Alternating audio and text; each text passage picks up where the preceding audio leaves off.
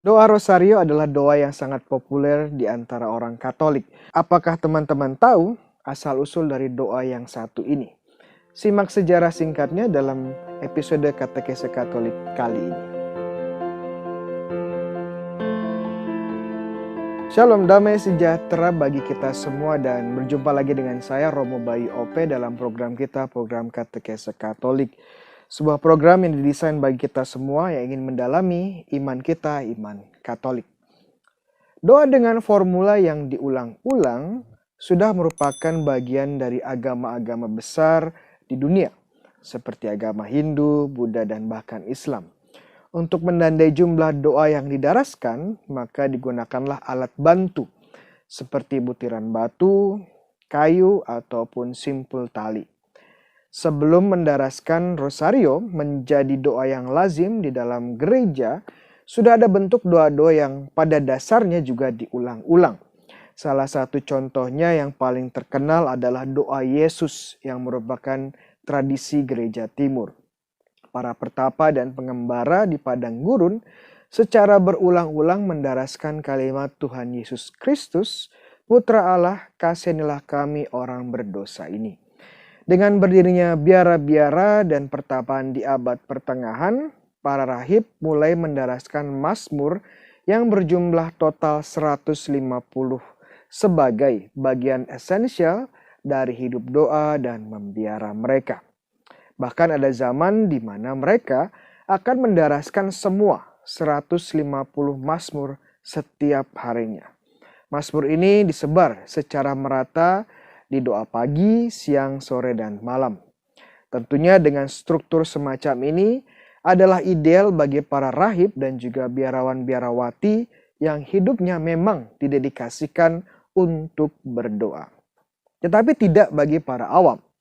Pada abad pertengahan banyak dari orang-orang awam yang belum bisa membaca dan tentunya tidak memiliki buku mazmur apalagi kitab suci. Karena pada saat itu belum ada mesin cetak dan harga-harga buku pun yang ditulis tangan sangat-sangat mahal. Tetapi orang awam tidak kehilangan semangat dan kreativitas.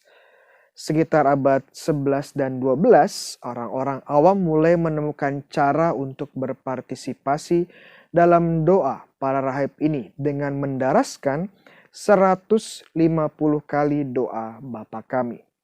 Mulanya mereka menghitung doa Bapa Kami tersebut menggunakan batu-batu kerikil. Doa semacam ini menjadi begitu populer akhirnya dan orang-orang mulai mencari tali yang panjang dan membuat 150 simpul pada tali tersebut. Setiap simpul berarti satu doa Bapa Kami. Tali yang panjang ini kemudian diperpendek menjadi 50 simpul dan didoakan 3 kali dalam sehari. Pada akhir abad 12, formula Salam Maria penuh rahmat, Tuhan sertamu, terpujilah engkau di antara wanita, dan terpujilah buah tubuhmu, menjadi bagian penting dalam devosi para awam, dan juga menjadi bagian dari doa 150 Bapa Kami ini. Tentunya teologi di belakang doa Salam Maria bagian pertama ini adalah afirmasi gereja terhadap pilar iman kita, yakni inkarnasi Allah telah menjadi daging dan peran Maria dalam karya keselamatan dan juga penggenapan janji-janji Allah di perjanjian lama. Tidak lama setelah ini ada 150 klausa meditatif tentang Yesus dan Maria atau yang dikenal sebagai misteri mulai terbentuk.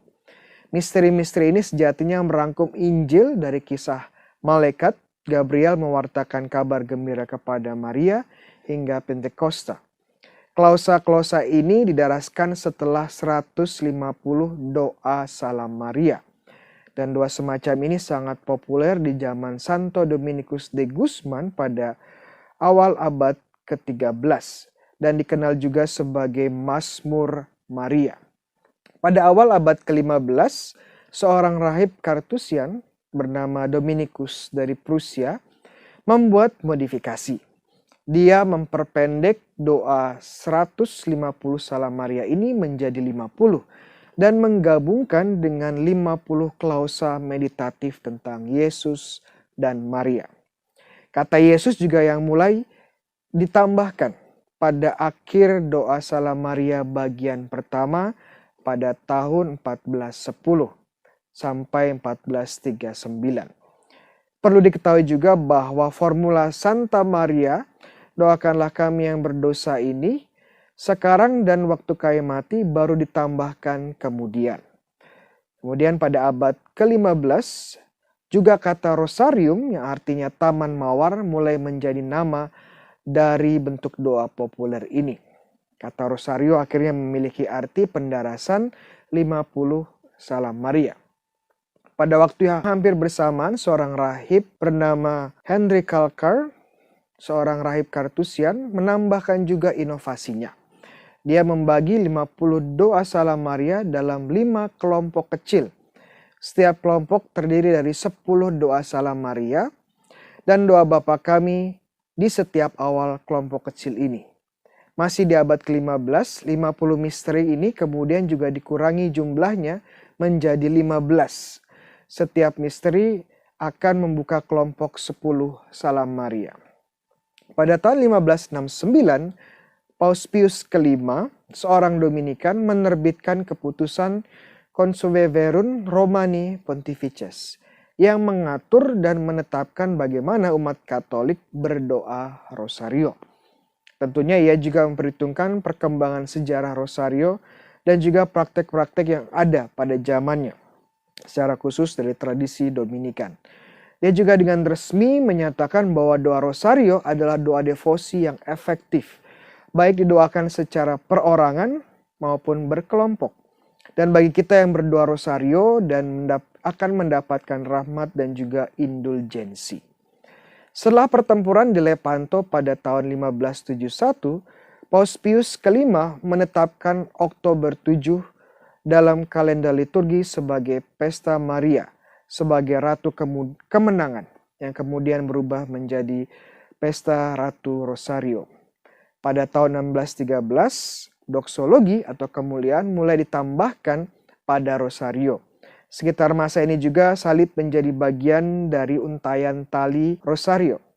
Dan pada salib didaraskan syahadat para rasul.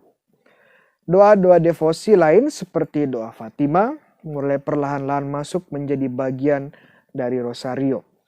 Pada tahun 2005, Paus Yohanes Paulus II menambahkan 5 misteri yang kita kenal sebagai misteri cahaya untuk melengkapi 15 misteri yang sudah ada. Doa rosario adalah doa yang hidup dan berkembang, sama seperti gereja yang hidup.